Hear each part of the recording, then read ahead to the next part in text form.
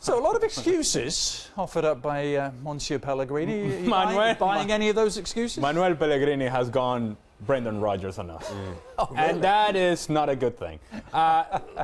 Look, the game could have been easily 4-5-0 to Arsenal. In the end, Arsenal hanging on in a game that there was no business for Arsenal to be hanging on. They were superior, and in particular in the second half, the chances they created and how comfortable Arsenal was playing around the midfield and how little defending there was going on from the midfield by Manchester City. I don't think it was nearly as close as Manuel Pellegrini paints it. Whenever a team goes in front, they inevitably sit a little bit deeper, concede possession, that's fine. 2-0 up, even more so. So that whole stat about the possession is misleading.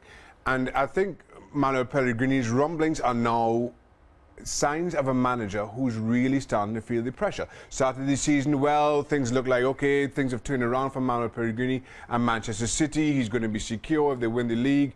And now all of a sudden, this team really isn't playing well. The pressure's starting to tell, even in his press conference. Sounded a little Wenger-esque, didn't he, with a list of excuses as to why they. Well, this is a manager. Wenger for the last couple of years. Yeah, this is a manager who is normally one of the more thoughtful and composed in his press conferences.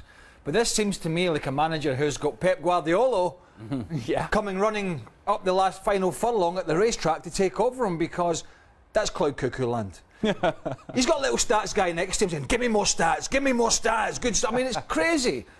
Arsenal, as Ali said, cut them open time and time again. Sometimes you look at stats and you think, they created 20 chances. But you've got to look at the good opportunities that were created and the holes that were carved open by that Arsenal midfield, by that movement, pulling defenders out of place. This is a guy who is on borrowed time, and unfortunately, that kind of stupidity is not going to get you anywhere. Gab, what did you make of Pellegrini? I'm going to stick up for my man Manuel Pellegrini a little bit here, because I think y'all are a little bit over the top. I mean, maybe it's a stretch to say that City deserved a point. Arsenal probably deserved to win. But, guys, it's not like Arsenal created tons of chances in the first half. They took the lead with a tremendous individual goal from Walker.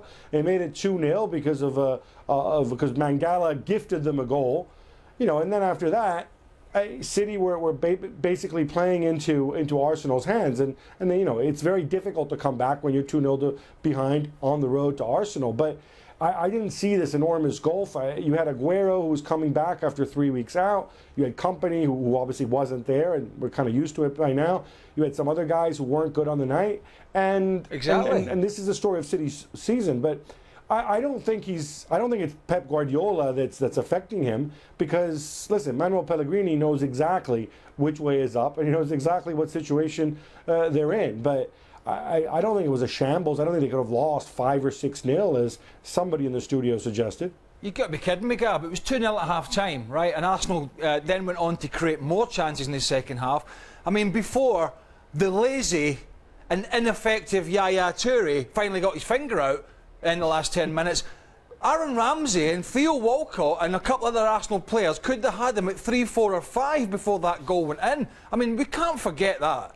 I mean, it wasn't until the last 10 minutes that this City team actually thought, do you know what, we better get our finger out here. It was embarrassing. Right. I just think embarrassing is too strong a word. Arsenal were better. They deserve to win, but I don't think this is Pellegrini's head imploding because he's terrified that Pep's coming. I think he knows exactly what awaits him at the end of the season.